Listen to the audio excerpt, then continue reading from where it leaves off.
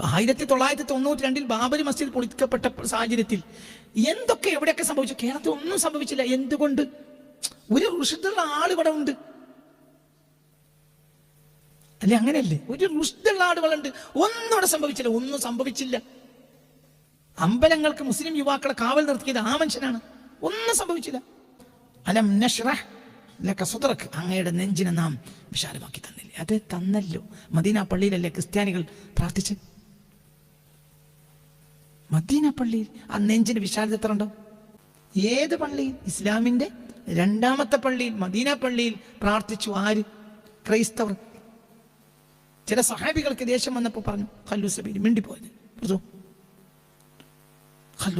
അവരാചരിച്ചോട്ടെ, അവർ ദൈവത്തിന് ആരാധിച്ചു. നിങ്ങൾക്ക് എന്താ? ആരാ ഇത് പറഞ്ഞത്? മുഹമ്മദ് മുസ്തഫ. അള്ളാഹു മാത്രമാണ് സർവാധികാരിയായ ദൈവം, അവനൊന്നേ ഉള്ളൂ എന്ന് ലോകത്തിന് വിളിച്ചു പറഞ്ഞ ഒരു മനുഷ്യൻ.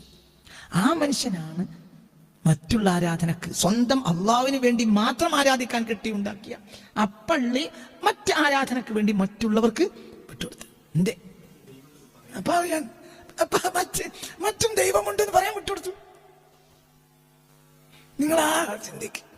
ആ ആൾക്ക് പറയാലോ എന്ത്? അത് ഇവിടെ പറ്റൂലട്ടാ. നിങ്ങൾ പുറത്തെവിടെയും പോയി ആരാധിച്ചിട്ട് കഞ്ഞിക്ക് ഇങ്ങോട്ട് പോയി പോയി വൈകുന്നേരത്തെ ഭക്ഷണം നമുക്ക് ഒന്നിച്ച് കേൾക്കാം. പിന്നെ ഇത് ഞാൻ അതിനായിട്ട് ഉണ്ടാക്കിയതാണ്. അങ്ങനെ പറഞ്ഞു.